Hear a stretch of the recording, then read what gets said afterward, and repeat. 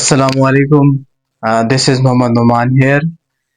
आज हम class 9th का पहला चैप्टर से चौथा लेक्चर स्टार्ट कर रहे हैं, जिसका नाम है कैरियर्स इन बायोलॉजी। इसको शुरू करने से पहले थोड़ा सा हम इसके बारे में डिस्कस करते हैं कि हमारे माशरे में, हमारे पाकिस्तान में ये बात बहुत आम है कि बायो रखने के बाद सिर्फ और सिर्फ MBBS डॉक्टर ही बनना है, और अगर किन बच्चों का MBBS में मेरिट नहीं बनता तो वो थक हार कर बैठ जाते हैं। तो ऐसा हरगिज नहीं है कि आप बायो रखने के बाद, इंटरमीडिएट के बाद, FSC करने के बाद आप MBBS के अलावा और बहुत से कैरियर्स हैं जिनमें आप जाकर अपने मुस्तकबिल को रोशन कर सकते हैं। तो आइए वन बाय वन करके इनको डिस्कस करते हैं। Carriers in biology. सबसे पहला कैरियर जो यहाँ पे दिया गया है आपकी बुक में, वो है मेडिसिन एंड सर्जरी। अब देखें, मेडिसिन एक अलग चीज है जबकि सर्जरी एक अलग चीज है। मेडिसिन में हम देखते हैं डायग्नोसिस एंड ट्रीटमेंट, कि एक मरीज आता है और वहां पर उस मरीज की बीमारी को डायग्नोज किया जाता है। डायग्नोज मीन तशखीस करना, बीमारी के बारे में जानना, इसको हम कहते हैं डायग्नोसिस। सबसे पहले वो बीमारी को डायग्नोज करता है, तशखीस करता है, पता लगाता है कि इसको कौन सी बीमारी है, और उसके बाद फिर वो उसका ट्रीटमेंट करता है। यहाँ तक ये सारी की सारी बातें मेडिसिन में आप पढ़ते हैं। और उसके बाद आता है defective part, remove, repair, replace. इसको बोलते हैं सर्जरी। के सर्जरी में आप मुतासरा हिस्से को, आपके जिस्म का जो मुतासरा हिस्सा है जिसपे कोई ना कोई इफेक्ट आया हुआ है, उसको आप रिमूव कर सकते हैं, रिपेयर कर सकते हैं, या फिर रिप्लेस कर सकते हैं। अब आपको मैं मिसाल के जरिए समझाता हूँ। जैसे कि रिमूव की अगर बात की जाए, तो जैसे कि हमारे अंदर अपेंडिक्स होती है, उसको हम रिमूव कर देते हैं जब वो कैंसर का बायस या फिर वो जहर के तौर पे हमारे अंदर फैलना शुरू हो जाती है, तो फिर हम उसको रिमूव कर देते हैं, फिर वो हमारे किसी काम की नहीं रहती। और ऐसे ही है रिपेयर। जैसा कि ये सारी की सारी चीजें सर्जरी में हम पढ़ रहे हैं, कि जैसे कि रिपेयर में अगर कोई हड्डी टूट जाती है तो डॉक्टर हजरात पिन वगैरह, वायर वगैरह लगाकर स्टिचेस के साथ उसको जोड़ते हैं। इसका मतलब है रिपेयर करना। और उसके बाद है रिप्लेस। रिप्लेस में हम एक हिस्से को निकाल कर उसकी जगह उस जैसा कोई और हिस्सा लगा देते हैं, इसको हम कहते हैं रिप्लेस। इसको आप 3R से भी याद कर सकते हैं। रिप्लेस, आप एग्जांपल ले लें, जैसे कि अगर एक किडनी हमारी डैमेज हो जाती है, मुतासिर हो जाती है, तो उसको हम निकाल कर कोई और किडनी लगा देते हैं, तो इसको हम कहते हैं रिप्लेस। 3R से मुराद रिमूव, रिपेयर एंड रिप्लेस। इसको आप 3R से भी याद कर सकते हैं। 5 साल प्रोग्राम होता है जिसको हम अभी मैंने आपको कुछ देर पहले ही बताया कि हमारे बच्चों के जहनों में ये घुसाया जाता है कि आपने बायो के बाद सिर्फ डॉक्टर ही बनना है, हालांकि और भी फील्ड हैं। और 5 साल की ये प्रोग्राम होता है जिसको हम बोलते हैं MBBS। M mean medicine, B mean bachelor, कि बैचलर इन मेडिसिन, ये बैचलर इन मेडिसिन, और ये बैचलर इन सर्जरी। कि मेडिसिन और सर्जरी को अगर आपस में कंबाइन कर दिया जाए, हालांकि ये दो अलग अलग फील्ड हैं, अलग अलग चीजें हैं, लेकिन अगर आप इनको कंबाइन कर दें तो इसको हम कहेंगे मेडिसिन एंड सर्जरी, और इस पूरे को हम क्या कहेंगे, MBBS। 5 इयर्स लगते हैं आपको इसको कंप्लीट करने में। उसके बाद आप डॉक्टर बन जाते हैं। उसके बाद अगर आपका मेरिट MBBS में डाउन हो जाता है, नहीं बनता आपका मेरिट MBBS में, तो आप डेंटिस्ट्री में आ सकते हैं। अब डेंटिस्ट्री में क्या होता है, इसमें भी डायग्नोज की जाती है बीमारी, लेकिन सिर्फ और सिर्फ दांतों की। Diagnose dental disease and treatment, के दांतों की बीमारी को इसमें तशखीस किया जाता है, पता लगाया जाता है। कि कौन सी बीमारी है दांतों को, कि किस वजह से कीड़ा लगा और किस वजह से ये हमारे अंदर कैविटी हो गई। तो इस चीज के बारे में पता लगाना और इसके बारे में कोई मेडिसिन देना, उसकी उसका ट्रीटमेंट करना, इसको हम कहते हैं डेंटिस्ट्री। लेकिन जो मेन बात आती है डेंटिस्ट्री में वो ये है कि परफॉर्म सर्जरी, कि यहाँ पर आप सर्जरी करेंगे। लेकिन सर्जरी क्या होगी? दांतों की सर्जरी, कि किस तरह से आप एक दांत को निकाल कर दूसरा दांत लगाते हैं, और आर्टिफिशियल भी तैयार किए जाते हैं इसमें, आप कोई शक नहीं इसमें। तो ये सार सर्जरी करना दांतों के बारे में पूरा इंफॉर्मेशन के साथ, तो इसको हम कहते हैं डेंटिस्ट्री। इस डिग्री का नाम है बीडीएस। इसको करने के लिए भी आपके पास 4 साल होते हैं। 4 साल में आप बीडीएस करके डेंटिस्ट्री, डेंटिस्ट आप जिसको बोलते हैं, उसमें आप आ सकते हैं और अपनी लाइफ को मजीद बेहतर कर सकते हैं। उसके बाद अगर आपका मेरिट डेंटिस्ट्री में भी नहीं बनता, तो उसके बाद आ जाते हैं आपके पास चॉइस में फार्माकोलॉजी। पीछे हमने पढ़ा था फार्माकोलॉजी में ड्रग्स के इफेक्ट, के किस वजह से ये मेडिसन हमारे जिस्म में क्या इफेक्ट कर रही है। जैसे कि अगर हमारे सर में दर्द हो तो हम अक्सर पैराडॉल खाते हैं। पैराडॉल की टेबलेट लेने से हमारे सर का दर्द दूर होता है। मतलब फार्माकोलॉजी में पहले हमने मेडिसन के, ड्रग्स के इफेक्ट पढ़े थे, लेकिन फार्माकोलॉजी के जब कैरियर्स में आएंगे तो इसमें जो मेन बात है वो है डेवलपमेंट या डेवलप न्यू ड्रग्स, कि आप इसमें नई दवाइयां बनाते हैं। जैसे कि आपने कोई मेडिसिन बनाई और आपको न्यू ड्रग्स बनानी है। अब आपको पता होगा कि इसको टैबलेट फॉर्म में होना चाहिए, कैप्सूल फॉर्म में होना चाहिए, इंजेक्शन फॉर्म में, या फिर सोल्यूशन सिरप, जो भी है। इन चीजों के बारे में आप न्यू ड्रग्स जब आप बनाते हैं तो आप इसमें फार्माकोलॉजी में इन्वॉल्व हो जाते हैं। न्यू ड्रग्स बनाना, इसको हम कहते हैं form D, doctor of pharmacy. और ये भी 5 साल का होता है ये डिग्री पूरी। इसको करने के बाद आप form D doctor of pharmacy बन सकते हैं। उसके बाद हमारे पास आता है फिजियोथेरापी, जिसकी डिग्री का नाम है डीपीटी, डॉक्टर ऑफ फिजियोथेरापी। और ये 4 साल की डिग्री होती है। इसको करने के बाद आप फिजियोथेरापिस्ट के तौर पर काम कर सकते हैं। अब इसमें होता क्या है कि restore movement, physical function impaired by disease और इंजरी, कि अगर आपको कोई बीमारी लाक हुई या फिर आप एक्सीडेंट की वजह से आपके जिस्म का कोई हिस्सा काम करना छोड़ गया। जैसे कि फर्ज कर लें हम अपने आर्म, अपने बाजू की एग्जांपल लेते हैं, कि किसी डिजीज की वजह से या फिर एक्सीडेंट की वजह से हमारा बाजू काम करना छोड़ गया, तो ये फिजियोथेरापिस्ट ही होते हैं जो कि हमें तजवीज़ात देते हैं, हमें उसके बारे में बताते हैं, उसके बारे में, मूवमेंट के बारे में, कि आपने इसकी इस तरह मूवमेंट करते रहना है, इसकी मालिश करते रहना है। जैसे कि हमारे पास मसाज होती है, वैसे आपके मसाज की जाती है, आपके जो थेरापिस्ट होते हैं या आपके मसल्स की मूवमेंट कराते रहते हैं, ताकि जो आपके जिस्म का हिस्सा पहले काम नहीं कर रहा था अब वो काम करना शुरू कर देगा। तो ये सारे के सारे हम फिजियोथेरापी में पढ़ते हैं, और इसको भी मैंने पहले बताया कि इसको डीपीटी कहते हैं। उसके बाद हम आ जाते हैं, हमारा जो 5वां है, अगर आपका मेरिट फिजियोथेरापी में भी नहीं बनता तो आप आ सकते हैं फिशरीज एंड वाइल्ड लाइफ। अब फिशरीज क्या है? फिशरीज ये नहीं है कि आप मछलियां पालें और रोड साइड पर आके उनको तल तल के लोगों को खिलाएं, ऐसा हरगिज नहीं है। आपने ये प्रोफेशन इख्तियार नहीं करना। आपने मछलियों का डॉक्टर बनना है, कि एक मछली किस इन्वायरमेंट में रह सकती है, सरवाइव कर सकती है, उसका हैबिटेट क्या है, वो किस मौसम में अपनी नस्ल को बढ़ाती है, और किस मौसम में वो कैसे रहती है, अगर उसको ये फला हो जाए तो उसका इलाज ये होगा। ये सारे के सारे इसके बारे में जानना।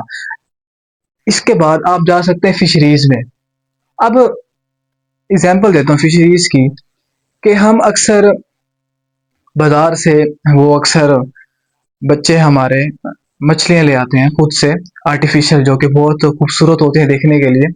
जैसे वो घर ले आते हैं, किसी बर्तन में डालते हैं, किसी जार में डालते हैं, तो कुछ दिन, ज्यादा से ज्यादा 2-3 दिन लगा लें आप, वो जिंदा रहती हैं।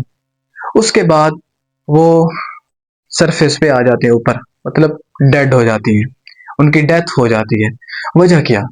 वजह इनकी ये थी कि हमने उनको सही इन्वायरमेंट नहीं दिया, हमने उनके रहने का ख्याल ही नहीं रखा, जिसकी बेस पे वो जो मछलियां थी वो मर गई। तो फिशरीज में हम उनके बारे में पढ़ते हैं, मछलियों के बारे में, कि ये किस तरह से सरवाइव कर सकती है माहौल में। उसके बाद है वाइल्ड लाइफ। अब वाइल्ड लाइफ क्या है? जंगली हयात, के किस तरह से फिशरीज और वाइल्ड लाइफ मिलते जुलते हैं। ये जंगल में जो मौजूद जानवर हैं, उनके आप किस तरह से हिफाजत कर सकते हैं, ये भी है। अब ये प्रोफेशन जो है, ये जो कैरियर्स है, इसको आप हासिल करने के लिए आपको 4 साल डिग्री करनी होगी जूलॉजी में। पहले भी पढ़ा था जूलॉजी में क्या था, जानवर के बारे में हमने मुताला किया था, फिशरीज मछलियों के बारे में, या फिर एक्वा कल्चर। एक्वा मीन, जैसे कि आप एक्वा सोल्यूशन पढ़ते हैं, एक्वा मीन पानी, वाटर, कल्चर उनका रहने का जो भी होगा, किस तरह से, मतलब पानी में जो चीजें कल्चर की जाती हैं, तो पानी की जो आबी हयात हैं उनके बारे में कंजर्वेशन करना, उनके बारे में, उनकी हिफाजत के बारे में बताना, उनके बारे में पढ़ना, ये सारे का सारा किस में आ जाता है? फिशरीज में। मतलब अगर आप जोलॉजी करते हैं, फिशरीज करते हैं, या फिर एक्वा कल्चर की डिग्री करते हैं 4 साल की, तो फिर आप फिशरीज वाइल्ड लाइफ में आ सकते हैं। नेक्स्ट जी, इसके बाद हमारे पास आ जाता है एग्रीकल्चर, मोस्ट इम्पोर्टेंट कैरियर्स इन पाकिस्तान। एग्रीकल्चर एक ऐसा कैरियर है, यूं कहा जाए कि 70% पाकिस्तान एग्रीकल्चर पे चलता है। इसको उर्दू में क्या कहते हैं? ज़राअत। देखा जाए हमारे यहाँ ज़राअत की प्रोडक्शन से ही हमारी मईशत, इकोनॉमी जो है वो इंक्रीज हो रही है। तो एग्रीकल्चर में होता क्या है? इसमें होता है improve farming practices and crops वगैरह, कि आप जो भी फसल काश्त करते हैं, उसकी जो फार्मिंग होती है, फार्मिंग करते हैं, उसकी प्रैक्टिस को इम्प्रूव किया जाता है जदीद तरीके से। जैसे कि इसके नीचे बताया भी गया है कि सस्टेनेबल एग्रीकल्चर टेक्निक्स। आपको मैं मिसाल के जरिए समझाता हूँ कि पहले के दौर में देखा जाए तो जो काश्त करने का तरीका था वो बिल्कुल डिफरेंट था आज के दौर के लिहाज से। पहले के दौर में जो सबसे ज्यादा परेशानी आती थी वो थी खेतों को सैराब करना, कि किस तरह से इनको पानी दिया जाए। तो कुओं के जरिए, और फिर वहां पे वो बैल के जरिए, अगर आप पुरानी वीडियोस या तस्वीर देखते होंगे तो वो एक बैल होता है, एक कुएं के इर्द गिर्द चक्कर काट रहा होता है, और उससे वो खेतों को सैराब किया जाता था। इससे बहुत दिन लग जाते थे 1-2 एकड़ को भी सैराब करने में। लेकिन अगर आज का दौर देखा जाए तो उन्होंने एग्रीकल्चर टेक्निक इस्तेमाल की, जिसमें टरबाइन्स, ट्यूबवेल वगैरह लगाई गई, और इनसे दिनों का काम घंटों में कन्वर्ट हो गया। ऐसे और एग्जांपल ले लें हल चलाने की, कि पहले के दौर में वो हल, बैल से हल चलाने का काम लिया जाता था, लेकिन आज के दौर में ट्रैक्टर जैसी मशीनरी के तौर पे वो हल चलाते हैं, और इससे भी दिन का काम घंटों में कन्वर्ट हो गया। ये सारी की सारी चीजें एग्रीकल्चर में उनके बारे में पढ़ना, और उनके बाद इस फील्ड में आना, एग्रीकल्चर में 4 साल डिग्री करने के बाद, तो ये एक बेस्ट चॉइस है, एक बेस्ट अपॉर्चुनिटी है आपके पास कि आप इसमें आ सकते हैं। उसके बाद है एनिमल हस्बेंड्री। एनिमल हस्बेंड्री की भी 4 साल की डिग्री होती है। 4 साल आप इसमें बीएस करने के बाद आप इस कैरियर में आ सकते हैं। इसमें है ब्रीडिंग एंड केयरिंग, जो कि मोस्ट इम्पोर्टेंट वर्ड्स हैं आपकी बुक में, एनिमल हस्बेंड्री की हेडिंग में, कि ब्रीडिंग एंड केयरिंग। केयरिंग तो आप समझते होंगे कि किस तरह से जानवरों की हिफाजत की जाए, कि किस तरह से ये जानवर इस माहौल में इस तरह सरवाइव करेगा, ये जानवर ठंडे माहौल में इस तरह सरवाइव करेगा, ये गर्म माहौल में नहीं सरवाइव कर सकता, वगैरह वगैरह। केयरिंग के बारे में तो आपने जानते ही हैं। ब्रीडिंग क्या है? ब्रीडिंग से मुराद ये है कि अपनी आपके पास जो भी एनिमल है उसका किसी और नस्ल के साथ क्रॉस करवा के उस नस्ल को बढ़ाना, ब्रीड कर देना उसको, इसको हम कहते हैं ब्रीडिंग। जैसे कि आप फर्ज कर लें, गाय की बहुत सी किस्में होती हैं, नील गाय वगैरह वगैरह। अगर आपका जो उनकी फीमेल है उसका क्रॉस कराया जाए किसी और नस्ल के मेल के साथ, तो फिर जो आगे न्यू जनरेशन डेवलपमेंट जो होगी, पैदा होगी, तो वो मेल के नस्ल पे जाएगी। तो ये एक किस्म की तब्दीली आ जाएगी, उसमें आपने ब्रीड कर दिया। ये सारी की सारी चीजें आप किसमें पढ़ते हैं? एनिमल हस्बेंड्री में। आप उनका क्रॉस करवा के उसकी उस नस्ल को आगे बढ़ाते हैं, मतलब कि इम्प्रूव करते हैं उसकी क्वालिटी को और प्रोडक्टिविटी को, कि ताकि वो आगे बढ़ती जाए और वो खत्म ना हो। जैसे कि आपको मैं एग्जांपल देता हूँ कि हमारे पाकिस्तान में जो इंडेंजर्ड स्पीशीज हैं, जो खत्म होने वाली हैं, जैसे कि मारखोर, और इसके अलावा एक परिंदा है चकोर के नाम से भी जाना जाता है, तो ये अब खत्म होने वाले हैं, लेकिन इनकी हिफाजत करना लाजमी है। तो अगर इनका क्रॉस करवाया जाए तो इससे भी आपके ब्रीड, मतलब अगर इनकी ब्रीडिंग की जाए एनिमल हस्बेंड्री के जरिए, तो हम अपने जो इंडेंजर होने वाली जो स्पीशीज हैं उनको हम बचा सकते हैं। इसलिए तो मतलब हमारे यहाँ इन जो इंडेंजर्ड स्पीशीज हैं पाकिस्तान में, उनका शिकार करना मना है। अगर आप शिकार करते हैं तो आपको फाइन पे करना पड़ता है। तो एग्रीकल्चर के बाद आपके पास एनिमल हस्बेंड्री एक अच्छी फील्ड है। उसके बाद आता है हमारे पास हॉर्टिकल्चर। 4 साल की डिग्री है। हॉर्टिकल्चर में बागबानी, बागबानी।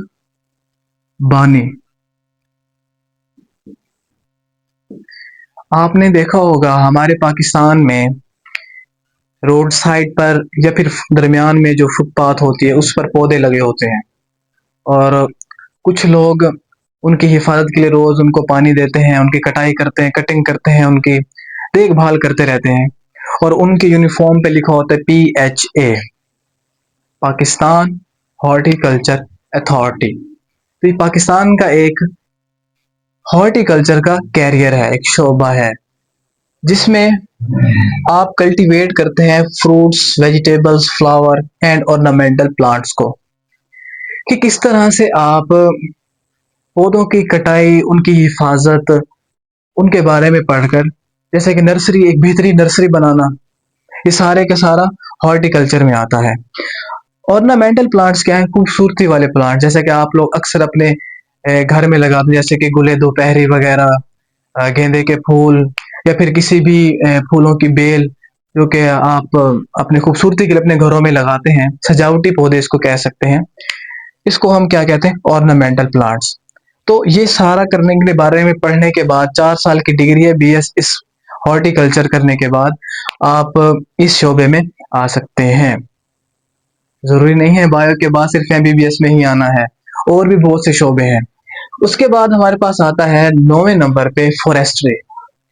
फॉरेस्ट्री क्या है?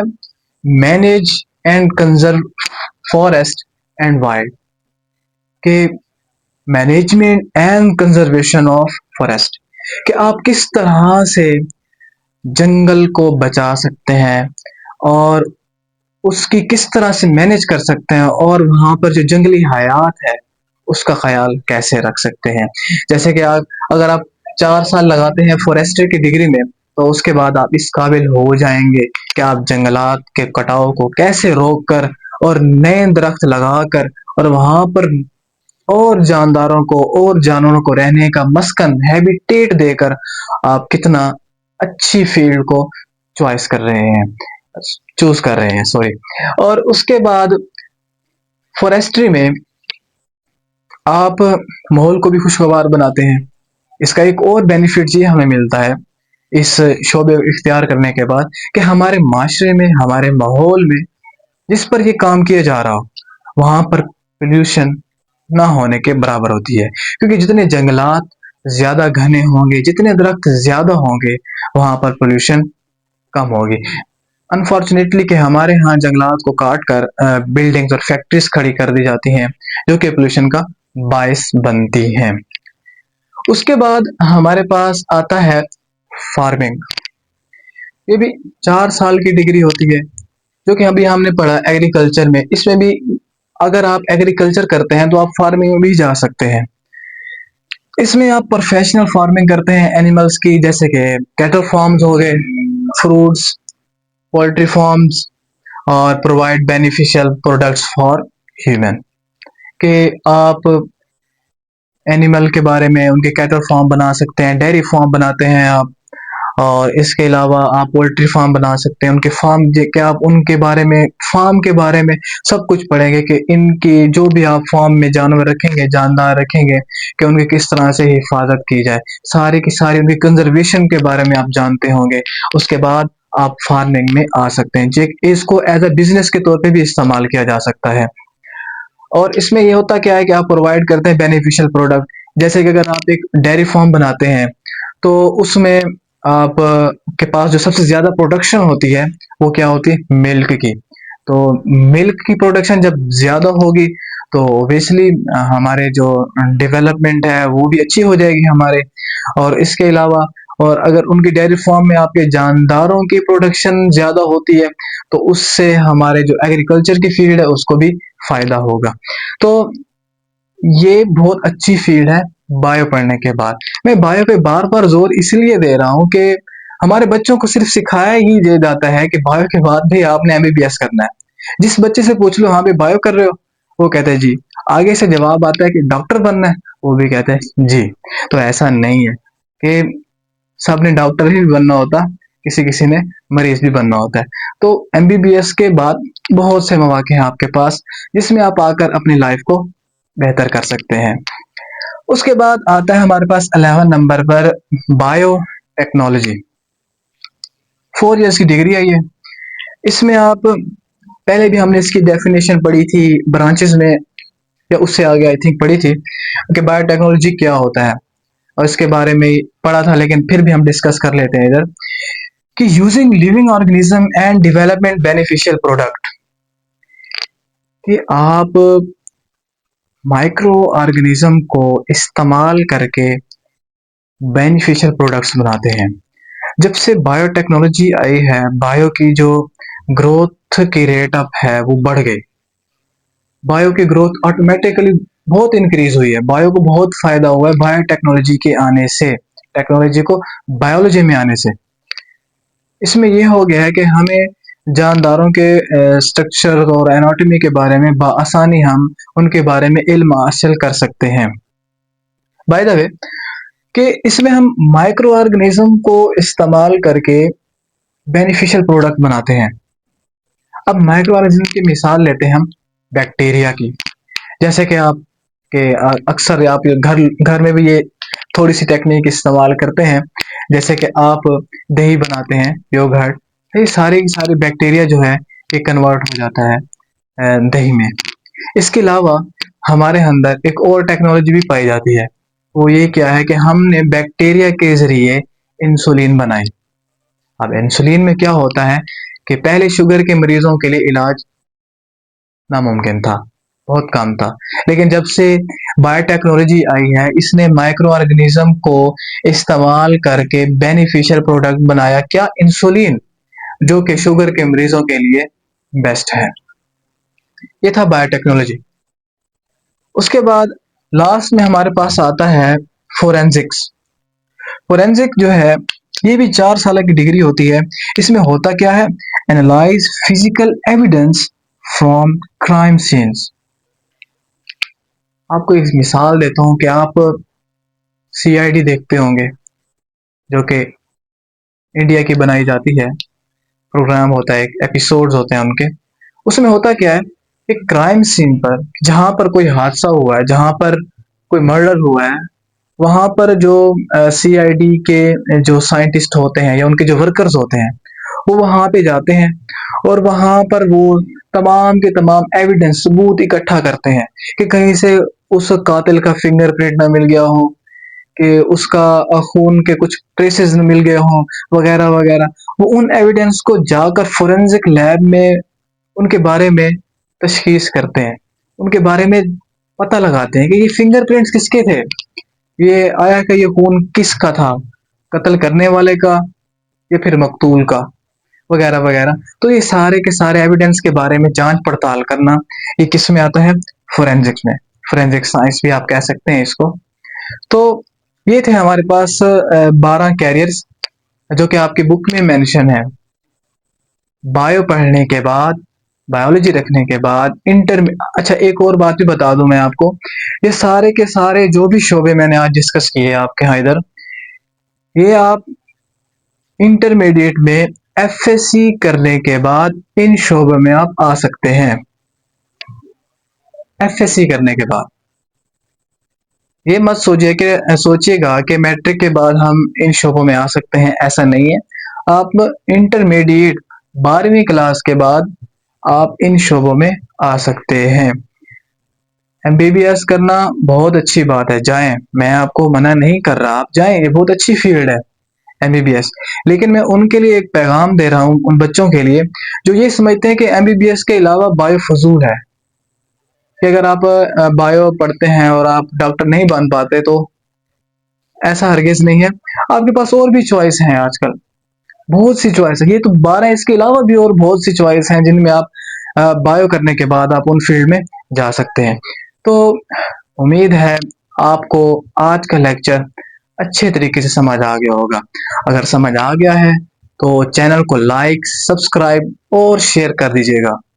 तो मिलते हैं नेक्स्ट वीडियो में, तब तक के लिए अल्लाह हाफिज।